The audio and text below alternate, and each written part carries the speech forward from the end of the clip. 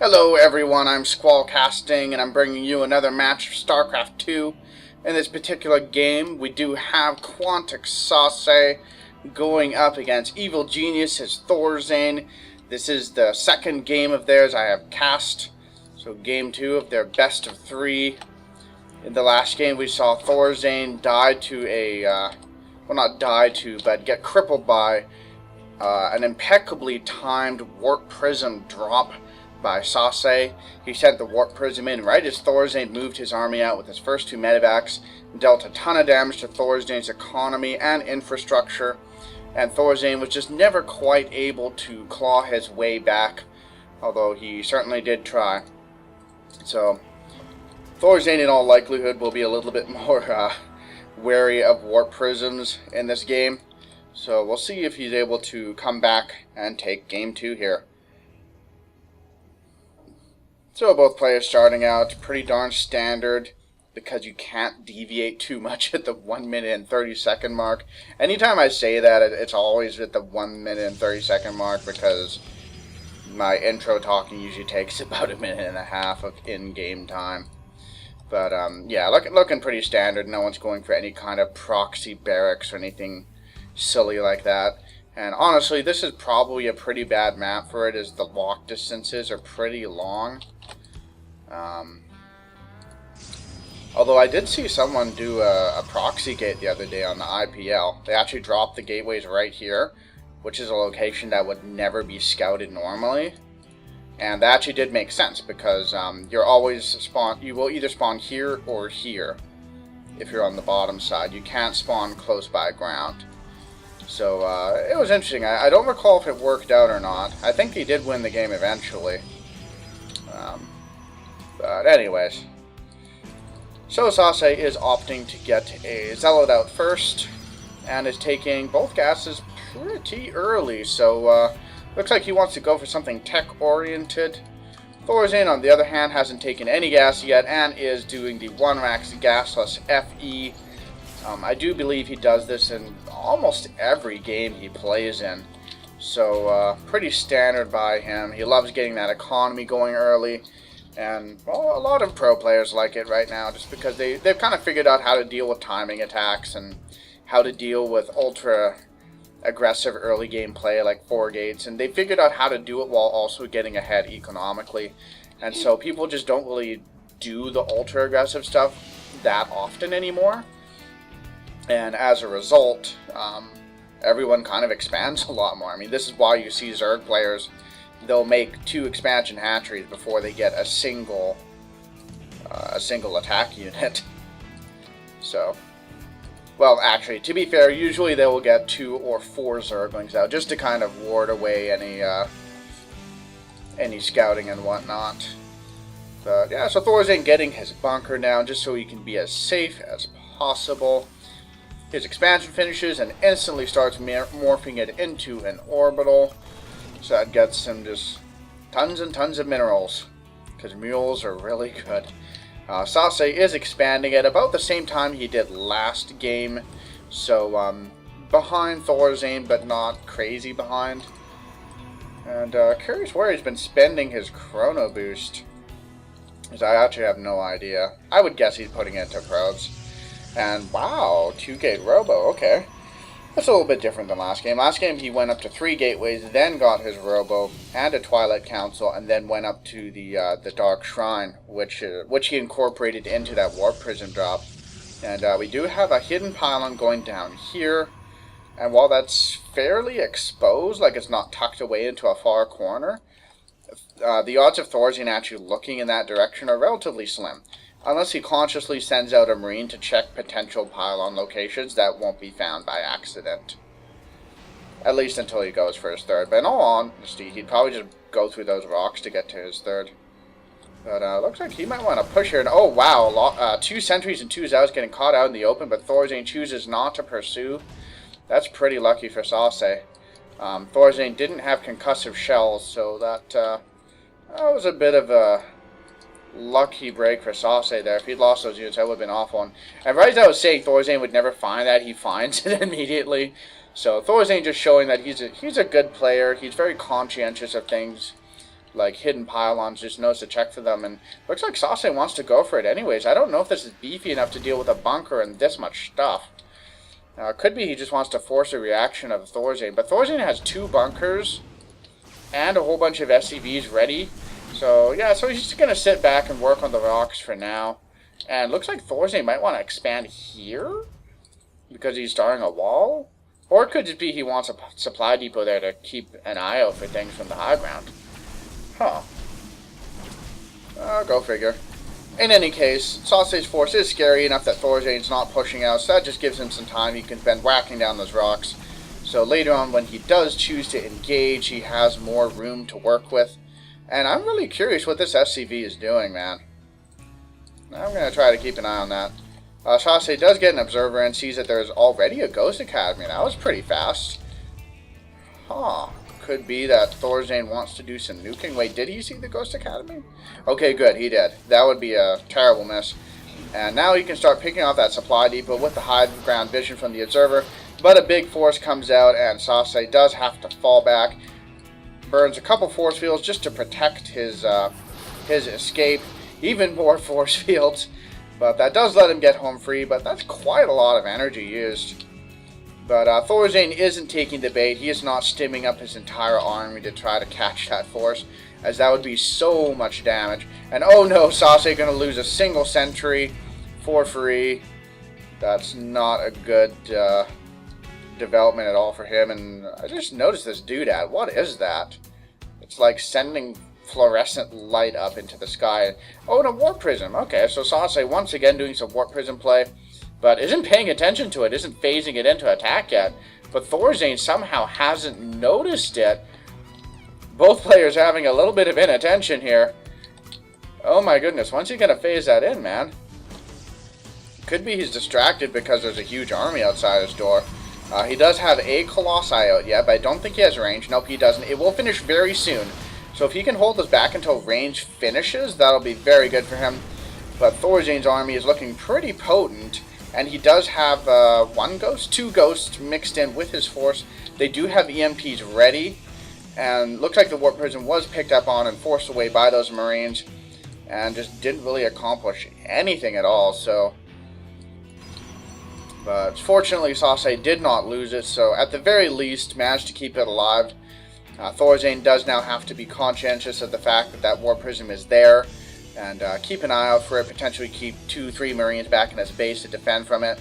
And this pylon still hasn't been killed. Thorzain knows it's there, but he hasn't killed it. It looks like he's finally sending the army back to do so now, right as Sase warps in a bunch of zealots. And has them fall back immediately. Okay, that was a little bit weird. No, Sase, no. Those zealots do not want to give their life for ire in a completely meaningless fashion. That would be very bad.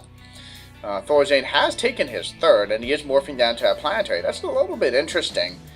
Just because it's set so far back, I don't feel like the army would go for it. Unless they went through these rocks, and in that case that makes sense.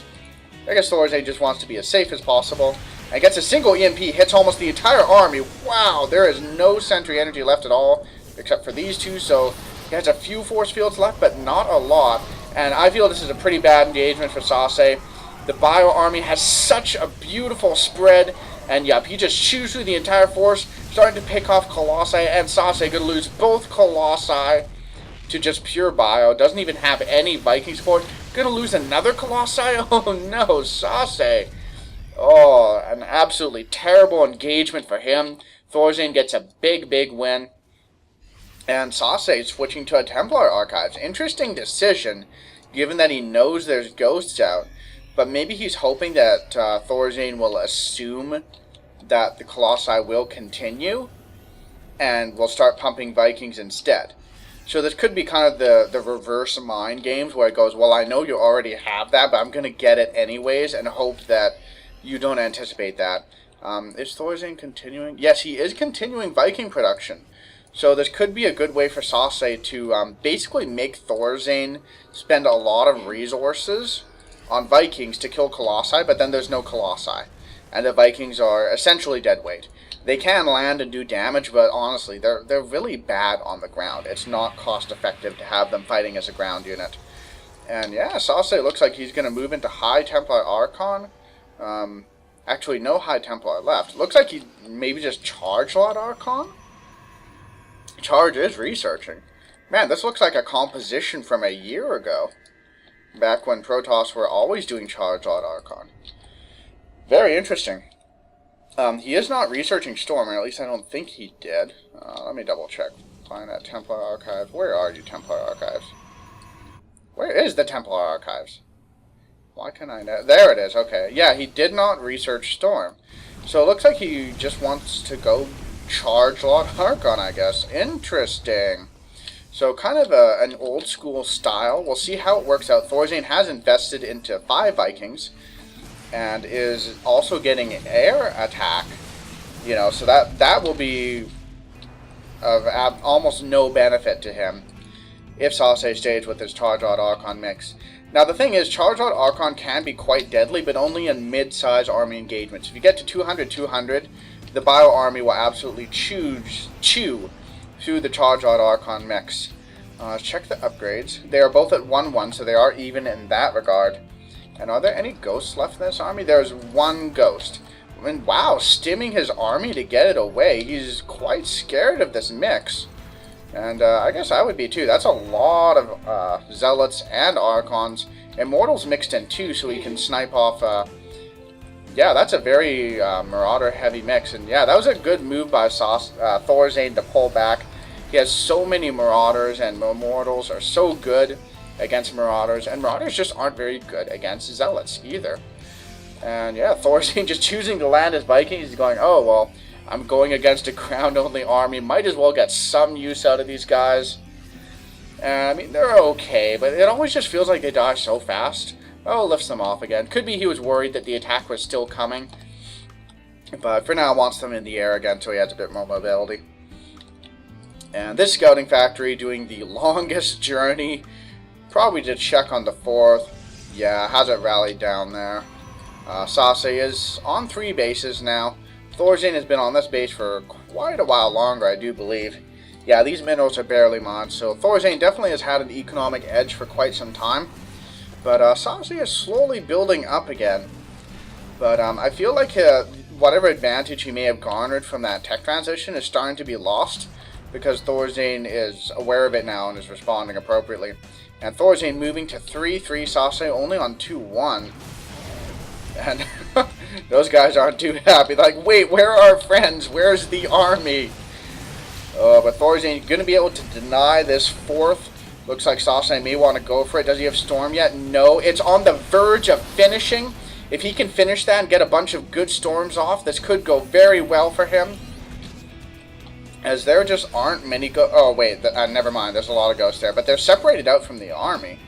Okay, well, this is quite tense. If those EMPs hit well, Sase will be in a world of trouble. He's trying to split his High Templar up a little bit, or at the very least keep them at the back. And looks like Thorzain's choosing to fall back for now. And that Viking has to get up into the air. He doesn't want to die to a Zealot.